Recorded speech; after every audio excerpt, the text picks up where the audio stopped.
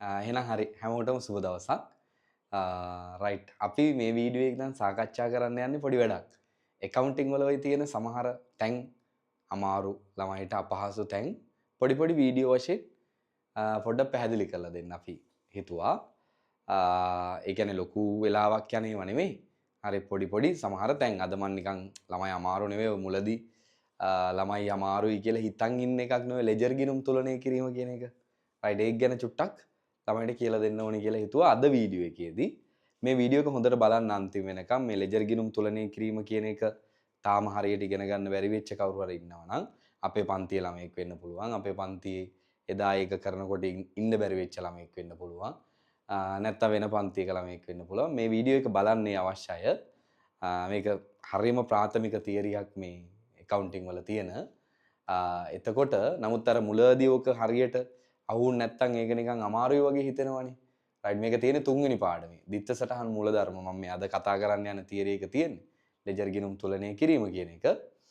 එතකොට මේකත් එක්කම මේ තව අපි ඉදිරියේදීත් මේ වගේ සාකච්ඡා කිරීම කරන්න බලාපොරොත්තු වෙනවා. ඔයාලට මොනවා හරි අපහසුාවක් තියෙන පොයින්ට්ස් තියෙනවා නම් මේකේ කමෙන්ට් එකක් විදියට දාන්න.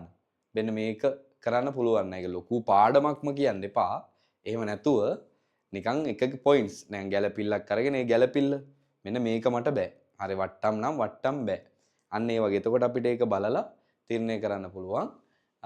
තව මොනවද ඉදිරියේදී ළමයිට අවශ්‍ය වෙන්නේ කියලා. හරි. දැන් මම මේ බෝඩ් එකේ දාගෙන තියෙනවා ලෙජර් ගිණුම් කීපයක්.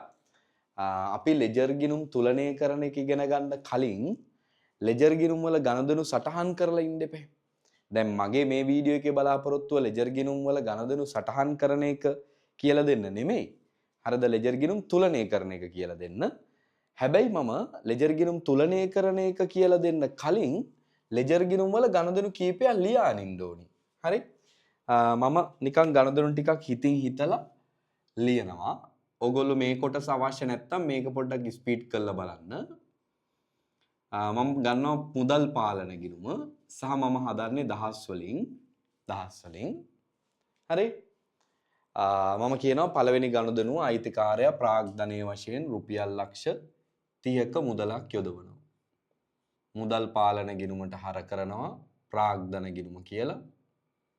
හරි? ඊට පස්සේ ලෙජරේ ප්‍රාග්ධන ගිණුමට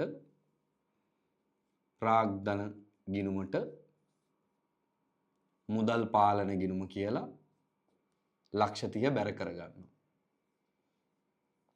ඔන්න අයිතිකාරයා ප්‍රාග්ධනීය වශයෙන් ලක්ෂ 12ක ගොඩනැගිල්ලක් යොදවනවා. ගොඩනැගිල්ලක් යදෙව්වොත් මම නිකන් හිතලා මේ කියන්නේ ගොඩනැගිලි ගිණුම ලක්ෂ 12ක් ප්‍රාග්ධන ගිණුම කියලා හර කරලා ප්‍රාග්ධන ගිණුමට ගොඩනැගිලි මේ හරබැර කරනවා කියන එක මෙතෙන් අදාළ කාරණාවක් නෙමෙයි කියන්නේ. අපේ අද මේ වීඩියෝ එකට අදාළ එකක් නෙමෙයි ඈ. හරි? රයිට්. ඊට පස්සේ අපි හිතමු බැංකු ණයක් ගන්නවා වගේ එකක්. හරි බැංකු ණයක් ගන්නවා ලක්ෂ 15ක බැංකු ණය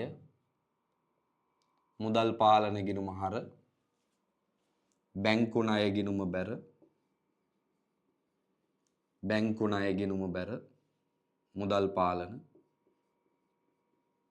ලක්ෂ 15යි. ඊට පස්සේ තව එකක් නිකන් මම කියන්නම් ව්‍යාපාරයට අවශ්‍ය භාණ්ඩ තොගයක් ගැනුම් අත්පිට අරගෙන තියෙනවා ලක්ෂ 6ක් කියලා හිතමු. මුදල් ගිණුම බැර ගැනුම් ගිණුම හර ලක්ෂ 6යි. මුදල් පාලන ගිණුම ණයටත් ගත්තා කියලා හිතමුකෝ ලක්ෂ 4ක්. වෙළඳ ගෙවිය යුතු දෑ ලක්ෂ 4යි. වෙළඳ ගෙවිය යුතු දෑ පාලන ගිණුමට බැර කරමු. වෙළඳ ගෙවිය යුතු දෑ පාලන ගිණුමට ගැනුම් කියලා ලක්ෂ 4 බැර කරමු. ඊට පස්සේ විකුණුම් අත්පිට විකුණුම් ලක්ෂ 8ක් නිකන් හිතන්න. මුදල් හර විකුණුම් ගිණුම බැර විකුණුම් ගිණුම මුදල් පාලන කියලා. ලක්ෂ 8ක් ණයට විකුණන්න මම නිකම් මේ හිතලා කියන්නේ වෙළඳ ලැබිය යුතු දෑ පාලන ගිණුම හර ලක්ෂ 6යි විකුණුම් ගිණුම කියලා. විකුණුම් ගිණුමට වෙළඳ ලැබිය යුතු දෑ කියලා ලක්ෂ 6ක් බැර කරගන්න. හරි?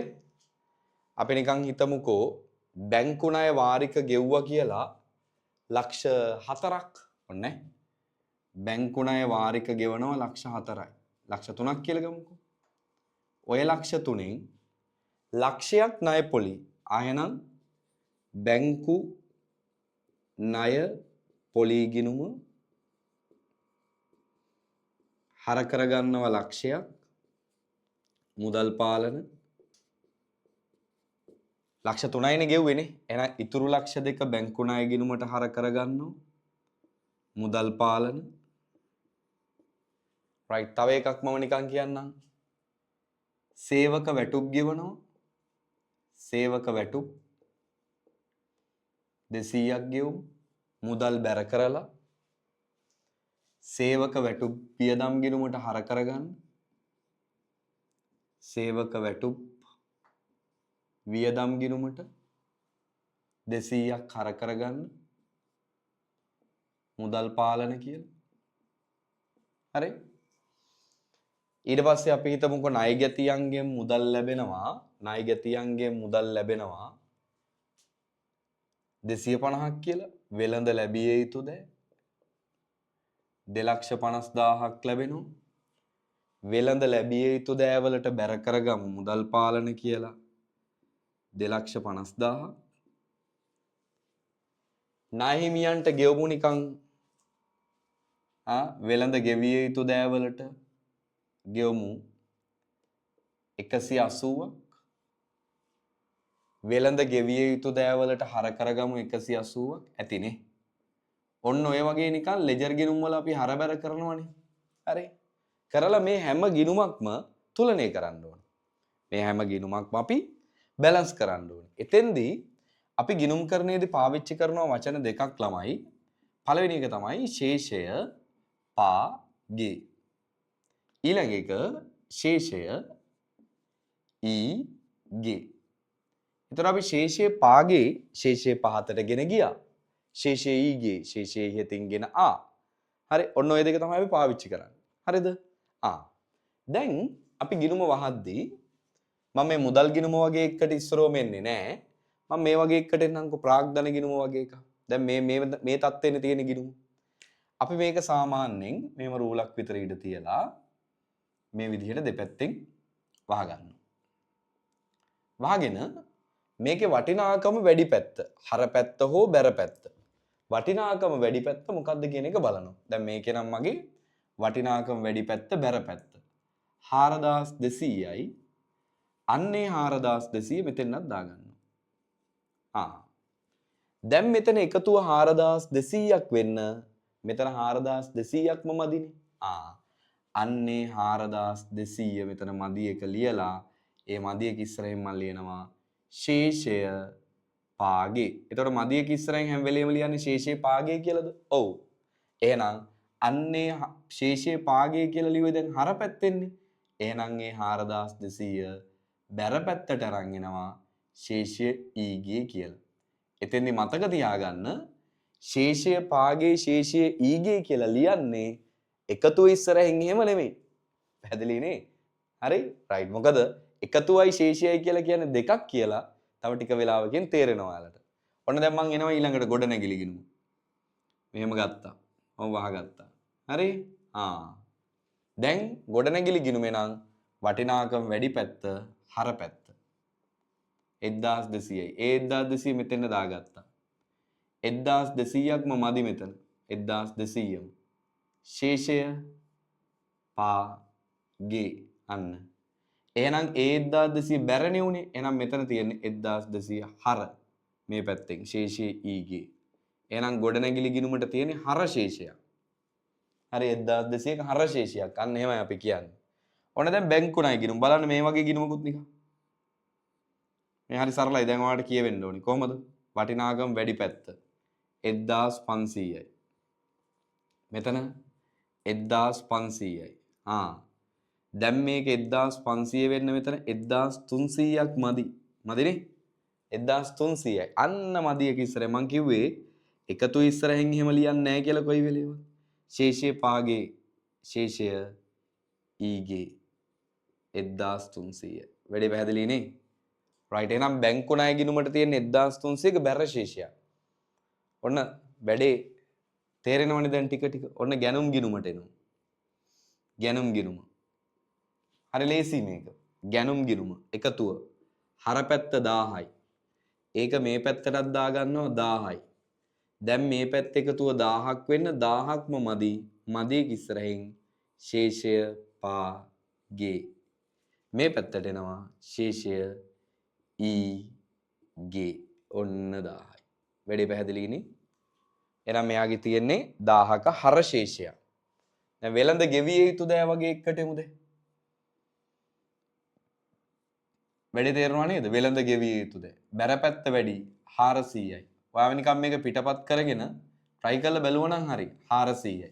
මේ 400න් 180ක් ගියාම 220යි මෙතන. එහෙනම් ශේෂය පාගේ මදේ ඉස්සරහින්. ශේෂය ඊගේ right 220යි. ඕන්. එහෙනම් එයාගේ තියෙන්නේ වෙළඳ ගෙවිය යුතු දෑවල බැර ශේෂයක්. 220ක බැර ශේෂයක්. විකුණු 1400යි. 1400යි. මෙයාගේ දැන් 1400 වෙන්න මෙතන 1400ක්ම මදි. එහෙනම් ශේෂය පාගේ ශේෂය ඊගේ 1400යි. හරි. ඊට පස්සේ වෙළඳ ලැබිය යුතු දෑ. වෙළඳ ලැබිය යුතු දෑ 600යි. 600යි. 350යි මේ 350යි මෙතන බැලන්ස් එක. හරිනේ? ශේෂය පාගේ. හරි සරලයි. ශේෂය ඊගේ. හරි 350යි. වැඩේ හරිනේ? මේ ප්‍රාථමිකම දෙයක් හරිද? ලොකු දෙයක් නෙමෙයි. මේ ගිණුම් දෙකේදී වහගන්න පුළුවන්. ඊට පස්සේ දැන් මේ වගේ එකක් ගන්නකො බලන්න. මේ මුදල් ගිණුම වගේ. ඒකෙත් අර තියරියම තමයි. වටිනාකම වැඩි පැත්තේ ඉතින් හර පැත්තනේ 0යි 5යි 10යි 15යි 5යි 5550යි. ඒක මෙතෙන් දානවා 5550යි. දැන් ඔයා මේ 5550න් මෙන්න මේ ටික ඔක්කොම අඩු කරන්න. මේ ටික ඔක්කොම අඩු කරන්න. මේ 5550න් මේ සෙට් එක අඩු කරන්න. වාටේ 0යි 7යි right 10යි 13යි 2යි 15යි 4270ක් එයි. බලන්නකො අර ටික උනේ 5550ක් නේ එකතු. මේ සෙට් එකම 0යි 8යි 9යි 10යි 12යි 1270යි නම් 0යි 15න් 8ක් 7යි 2යි 4යි 4270යි. ශේෂය පාගේ ඉස්සෙල්ලා වගේම. එහෙනම් ශේෂය ඊගේ. මුදල් ගිණුමේ දැන් තියෙන්නේ 4270ක හර ශේෂය. මොකද කියන්නේ? මුදල් ගිණුමේ තියෙන්නේ 4270ක හර ශේෂය. ඔන්න ඔය විදිහට තමයි ලෙජර් ගිණුම් තුලනය කරන්නේ. තේරුණාද? ලෙජර් ගිණුම් තුලනය කිරීමේ තියරිය ඕක. හරිද? පොඩි වෙලාවක් ඇතුළත කියලා දුන්නේ. අපහැදිලි දෙයක් තියෙනවා නම් රයිට් ඔය තිරේ තියෙන අංකයකට කතා කරලා කන්ටැක්ට් කරගෙන අහන්න. ඊළඟට ඔයාලට මේකට අදාළව මොනවද ඉගෙන ගන්න ඕනි කියලා, ඔයාලට බැරි මොනවද කියලා, නොතේරුණ දේවල් මොනවද කියලා මේකේ කමෙන්ට් එකක් විදිහට දාන්න. එහෙනම් ජය වලමයි.